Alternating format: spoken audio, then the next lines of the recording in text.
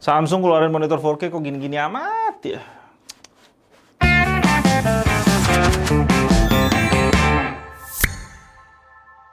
Akhirnya hari ini kita bisa review Samsung lagi karena Samsung belum lama ini launching monitor 4K-nya. Lama banget ya Samsung launching produk baru. Ya, ini Samsung S27A700. Harga yang diminta Samsung buat kita bayar monitor ini ada di 5,3 juta dan ini langsung nusuk di tengah-tengah peperangan monitor 4K yang udah ada. Ya, persaingannya dikit juga sih, monitor 4K di Indonesia tuh nggak banyak. Samsung ini paling sengit di kelas harganya ngelawan LG 27UP600 dan Dell S2721QS. Dan di sini gue langsung bisa bilang Samsung ini cukup worth it dengan spek yang dikasihnya. Model baru tahun 2021 udah 8 bits plus FRC, panel bintepnya ini udah cukup tinggi dan dia udah HDR10. Jadi dia udah bisa terima sinyal HDR misalnya dari PS5 atau Xbox atau dari Windows misalkan lupa pakai. Cuma di monitor ini nggak bisa show ke kita true HDR. HDR sesungguhnya nggak maksimal di sini karena brightness-nya kurang. Cuma di 300 nit, sedangkan True HDR butuh 600 nit, jadi kecerahan layarnya tuh nggak cukup. Dan panel bintep yang dikasih Samsung belum 10 bits murni yang dibutuhin HDR murni.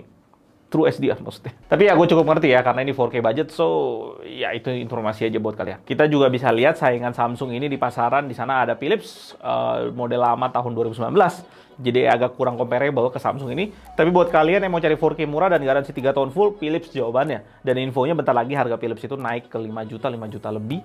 Jadi kalau kalian butuh dan mau beli, bisa lakuin sekarang. Di sana juga ada Thinvision T27P, 4K USB-C yang murah banget. Cuma kualitas bit depth-nya paling rendah di antara yang lain. Cuma 6 bits plus FRC. Ini setara monitor 24 inch murah Full HD. Menangnya ya di 4K USB-C-nya aja. Dan satu lagi kakinya itu goyang dangdut yang Thinvision itu. Kita udah review sebelumnya. Kita balik ke Samsung. Model depannya ini tentunya udah bezel-less. Logo Samsung di bawah yang akan nonjol dan sekalian ditaruh tempat ngatur OSD-nya. Masih tombol ya.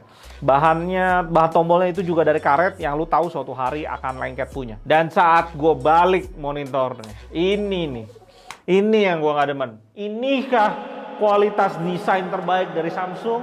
Hah? Dibikin garis-garis di bagian belakang supaya kerasa tebel ya. Soalnya plastik tipis banget nih bagian belakangnya. Ini sangat nggak clean sama sekali ketika lu udah sering lihat Dell ataupun kualitas putih yang diberikan LG. Come on Samsung, naik kelas lah. Mau sampai kapan kasih desain kayak gini terus? Berikutnya ada port audio out yang entah kenapa posisinya di atas sana sendirian. Mungkin biar gampang di reach. Ditemenin sama USB buat servis, jadi cuekin aja USB-nya, nggak penting. Port lainnya ditaruh di bawahnya dan udah ngadep ke bawah, bagus kalau misalnya kalian mau pakein bracket di VESA monitor ya. Hal lainnya yang langsung bisa kita sadari dan jembelin banget, dia cuma ngasih kita tilt doang. Ya ampun, monitor 4K cuma tilt doang. Dan nggak cuma itu, kualitas tiltnya ampun-ampun deh. Seret, lu tau seret nggak? Kalau lu makan biskuit banyak terus nggak minum selama beberapa waktu, itu rasanya nih di sini seret. Ya stand besinya tuh padat sebenarnya. Kakinya juga lumayan oke lah, kualitasnya dua-duanya bagus. Total monitornya aja mau 5,7 kilo, tapi dia kasih kita engsel tilt yang super nggak jelas. Saking seretnya pas gue mainin tiltnya itu kalian bisa lihat kayak ngangkat standnya. Yaudahlah.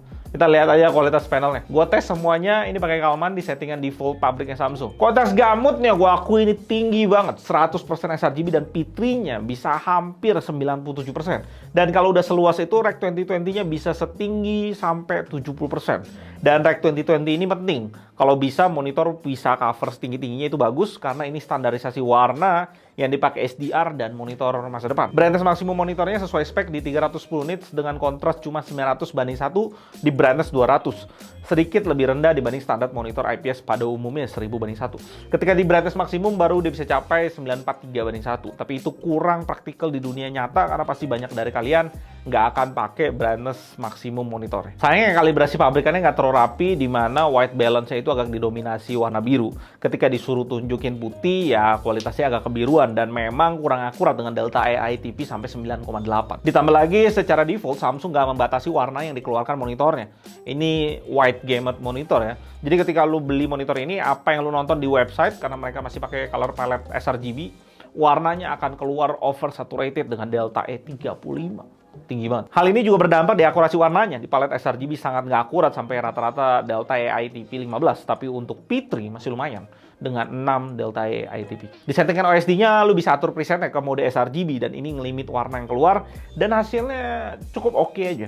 Langsung cukup rapi di saturasi warnanya dengan Delta E turun langsung ke 5. Jadi nggak terlalu oversaturated lagi dan keakurasian warna di palet sRGB langsung turun jauh ke 6 Delta E. Dan berikutnya supaya kita bisa lihat lebih jelas posisi Samsung ini secara panel, nanti gua akan tes LG, Dell, dan Philips yang tipenya yang gue udah bahas di awal. Biar kita sama-sama tahu yang mana punya kualitas panel yang paling akurat secara bawaan pabrik. Di sini Samsung kasih kita kualitas panel yang sebenarnya oke. Dengan monitor ini udah support HDR juga. Harganya ada sedikit beda dengan di China sampai 500 ribuan, masih oke lah. Yang paling jadi masalah dengan monitor ini ya tentu build quality-nya terkesan monitor murah gitu, ditambah tiltnya yang seret banget.